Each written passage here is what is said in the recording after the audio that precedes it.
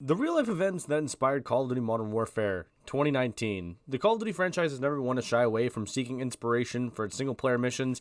I mean, shit, the plane scene from Ghost is literally just The Dark Knight Rises. You're a big guy. For you. But what I'm referring to are the Embassy and the Wolf's Den missions, both inspired by the 2012 Benghazi attacks and the Bin Laden raid, which, fun fact, both are Hollywood movies now. One of which is directed by the poster boy for Call of Duty campaigns, Michael Bay. And if you didn't like either of these missions, by the way, we can't be friends. Like, at all. Like, you saying you didn't like these missions is like saying Tom Brady probably knew about those deflated footballs. And while I'm on the topic, I just want to throw out what a bullshit investigation that was. I just felt like I needed to kind of get that brief tidbit out there. Anywho, Back to it.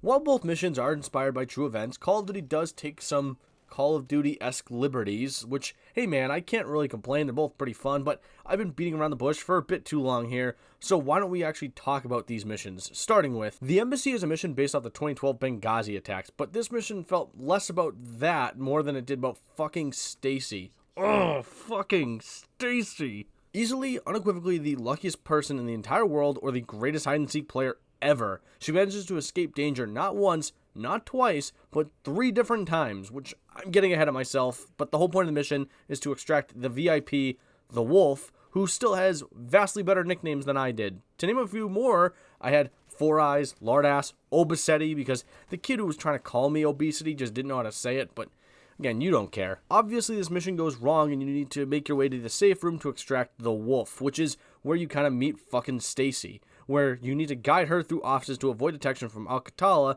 Somehow, Stacy manages to avoid all of it so you can escape to the parking garage, and this ends up turning into the 2012 Benghazi attacks. If none of you have watched 13 Hours or even read about any of the books involving the Benghazi attacks, I highly recommend it. It's actually a great story, and one that also Michael Bay thought was worthy of a blockbuster, and so did our lovely friends at Activision, who thought it was a good idea to use Michael Bay's inspiration and develop a mission out of it. Pretty much this whole point of the mission is you just repelling waves and waves of invaders, and you use an AC-130, then you find out the Wolf is gone, but don't worry because fucking Stacy is somehow very much alive while everyone else around her is dead. This mission also hits you with another kind of moral dilemma, like do you let all the Al-Qatala members in just to save a kid because you'll end up just getting shot, or do you just let the kid, get absolutely beamed by whatever the butcher? Which makes me wonder what kind of reasoning there is for this being in the game. I mean, what, this guy can do it and I can't? Like, what the hell is that? The Wolf's Den is literally the Osama bin Laden raid, at least the first part of it. In 3, 2,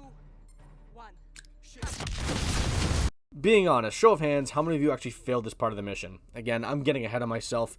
You and the team tactically raid Omar Suleiman's compound, in which you can recreate one of my favorite memes. Are we good? No, you. What? All clear. All right. Well, we don't want a terrorist on our hand. No, I'm just kidding. I'm kidding. Kinda. Am I gonna lose the mission if I cap the kid? Can we talk about that?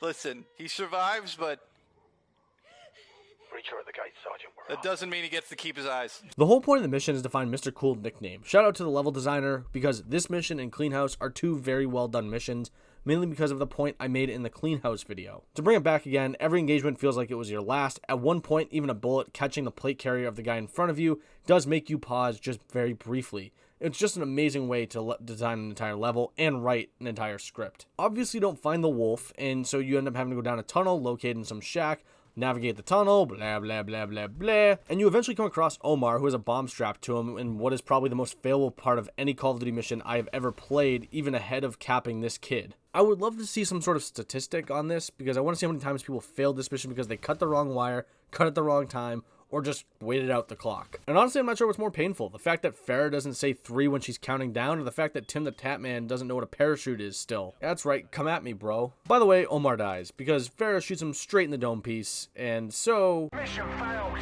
We'll get him next time. Except you won't, because he's dead. And that's really it. Honestly, both these missions are just a blast to play, and honestly, just further highlight how great this story is, and how well the level design really was for these. But adding to that, I want to say I enjoyed the fact that they took inspiration from real life events and told those stories, while in some cases a bit too over the top. It just makes the game feel more grounded and more relatable. But what do you think? Are there any other missions that you could add to this list? Let me know in the comments.